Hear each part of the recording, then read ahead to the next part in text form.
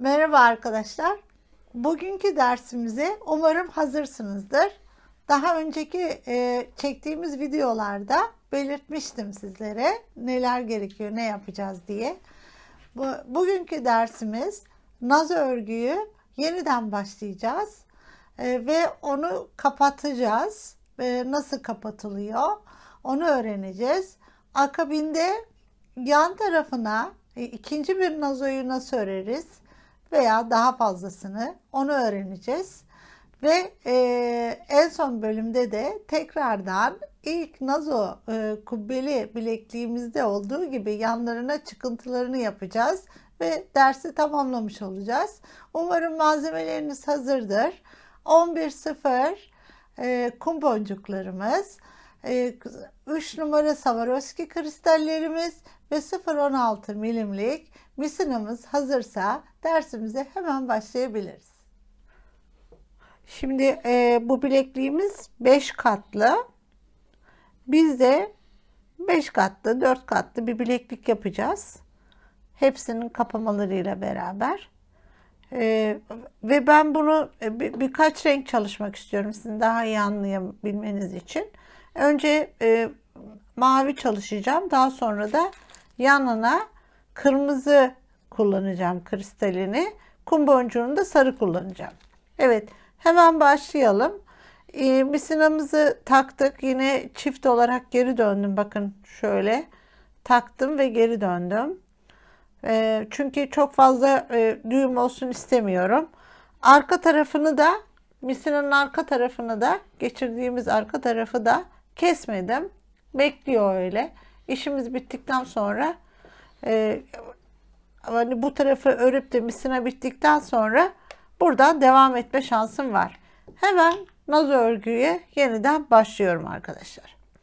Evet. 4 tane kumumuzu alıyoruz. Bu işi kesinlikle bu şekilde başlamanız gerekiyor. Öbür taraftan devam edebilmeniz ve eklemeyi güzel olabilmesi için, eklemenin güzel olabilmesi için bu şekilde başlamanız gerekiyor. Evet. Şimdi ilk aldığımız boncuktan geri dönüyorum. Evet.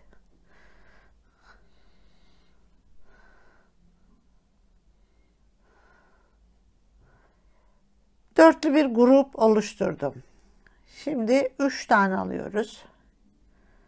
3 tane boncuğumuzu aldık. Evet. Çıktığımız boncuğun karşısından giriyoruz.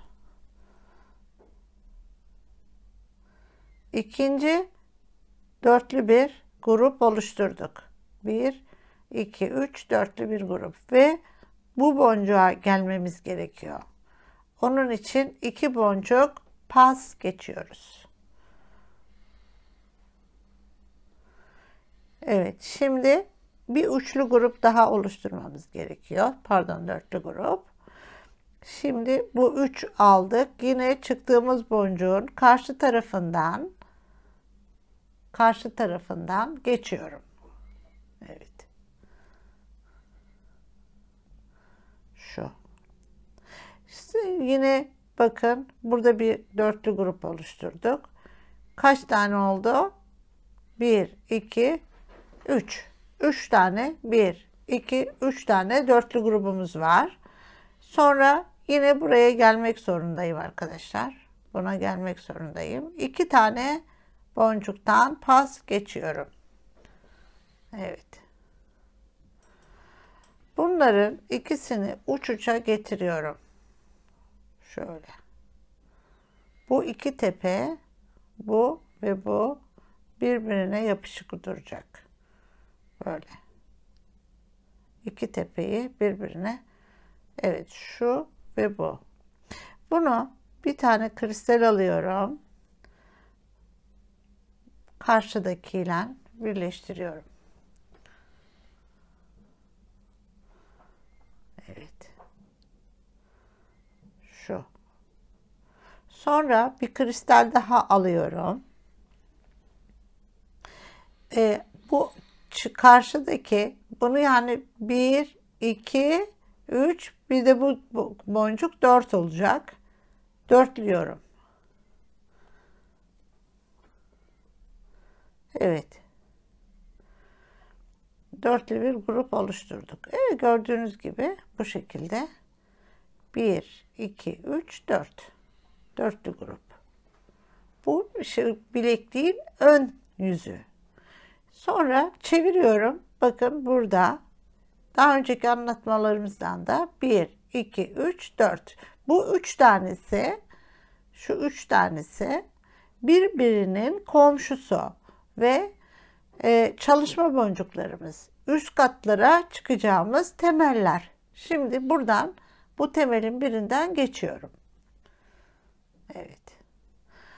3 tane alıyorum. Bunu da çünkü neden? Dörtlü grup yapacağım. 1 ve komşumuza, yandaki komşu boncuğumuza ilerliyorum. Böyle. Yandaki komşu boncuğumuza ilerliyorum. Evet.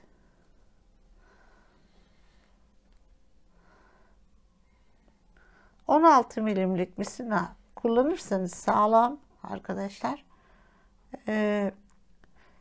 daha rahat çalışırsınız. Evet, şimdi dörtlü grup oluşturacağız yine. Şuradaki boncuk ve bunu çıktığımızı alıyoruz. Bakıyoruz. Dörtlü grup. 2, 3, 4. İtiyoruz.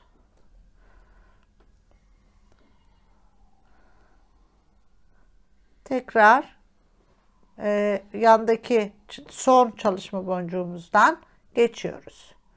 Ne yapacağız? Yine bir dörtlü grup oluşturacağız. 1, 2. Kaç almamız gerekiyor? 2.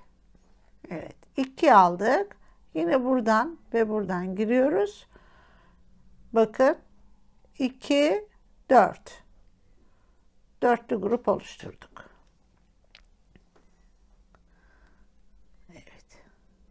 Sonra bu, bakın, yuva hazırladık buraya. Buradan kristalin içerisinden ve yandaki boncuktan geçip kristalimizi yerleştireceğiz. Evet. Misinaya sahip çıkmamız gerekiyor. En önemli iş bu. Buradan giriyorum. Tekrar yatıracağım kristali. Evet. Şu. Yukarı çıkıyorum arkadaşlar. Evet. Şimdi yine çalışma boncuklarım şunlar. 1, 2, 3. Ben giriyorum. Tekrar 3 tane alıyorum. Aldım ve komşuya gidiyoruz. Yanındaki çalışma boncuğumuza. Evet. Şu. Yerleştirdik. Şimdi bunu dörtlü grup oluşturacağız. Buraya 2 tane alalım. Dörtlü grup geçtik. Evet, şunu tutuyoruz her zaman, misinayı veya ipi. Yani mutlaka elimizin içinde tutmamız gerekiyor onu. Birbirine girmesin diye. Şöyle. Ve dörtlü grup. Tekrar kristalin içinden ve bu kum boncuktan geçip kristali yerleştiriyorum. Bakın, yerleştireceğim. Böyle. Evet. Şu şekilde ve çalışma boncuğuna geleceğim. Evet. Ve çalışma boncuğuna geldim. Bu şekilde devam edeceğim bitirene kadar. Yani bileğimiz kadar yapacağız. Daha doğrusu şu kısımdan geçecek gibi olacak. Bizim ölçümüz buradan böyle geçecek kadar olmalı arkadaşlar. Ölçümüz. Göstereceğim onu size. Şimdi ben bir öreyim bunu buraya kadar. Ondan sonra kapamasını yapacağız.